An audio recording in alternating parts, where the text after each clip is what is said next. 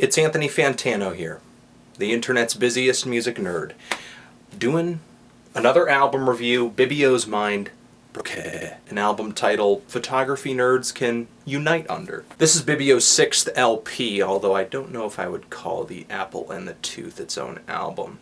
It's more of a remix album. But whatever. Bibio is an English music producer, and I got introduced to this album through a music video, like many of you did, for the song Excuses. And to me, that song alone was a huge improvement upon what Bibio was doing on 2009's Ambivalence Avenue, and also, a squeak past the several original tracks that were on the LP that followed it. Way better production, brighter, clearer, lower sounds as well. The beat alone has this eerie, broken, grimy quality to it with all these glitches and squawks just buzzing around it like flies. It was the first time I really loved this guy's vocals too.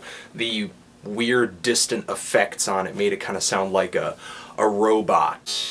A lonely robot on his last ounce of battery life singing his final words at the bottom of a well. And the final sonic explosion in that track is fantastic too. Just really colorful and yet also really dark. Kind of like Ambivalence Avenue, Bibio's tune is still all about changing his tune. But he's not really revisiting the off-kilter hip-hop sounds or the folky instrumentation that his past LPs were loaded with. All that much. Bibio has taken this opportunity to shoot for a lot of different sounds that he never has before. So this LP is definitely for people who think that variety is the spice of life. Yeah, Excuses is this experimental electronica song with this burst of sound, but the track right after, Pretentious, is this slow jam with a really off-kilter rhythm and dissonant, strange acoustic screaming behind it. Anything New is this hard-hitting banger with these little tiny plinking notes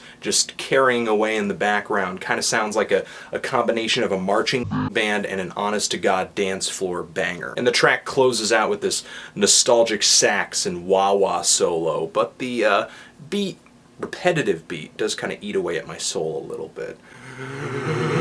The nostalgia continues on Light Sleep, which is this funk soul hybrid, and also Take Off Your Shirt, which is this hefty piece of cowbell rock. And at this point I was kind of wondering if I was listening to the same artist that I was at the beginning of this album, because Bibio is really great at pulling a lot of different sounds and ideas and styles together onto one LP and making them all sound so different from one another that nothing really connects all of them, other than the fact that they're all on this LP. So the dynamics are kind of this album's biggest asset. Just the sounds, the production, the amount of colors throughout this album are great, but the songs behind all of this stuff are kind of a different story for me. There are some melodies here that just don't do it for me, like Feminine Eye or More Excuses.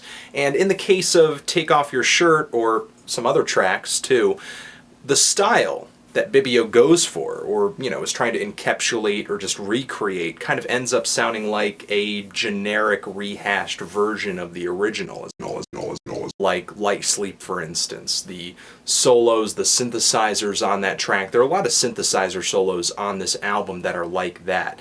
And yeah, not many songs produced today sound like Light Sleep, that old funk soul combination, but that doesn't mean that this song is necessarily a fresh take on that old idea. Now, if you're a production nut, I would definitely get down with this LP, because no doubt Bibio worked like hell to make some of these tracks sound like authentic representations of the idea he was trying to embrace. But to me, most of these tracks don't function past their aesthetics, sadly. If I had reviewed the album after listening to this thing once, I would have been much more positive.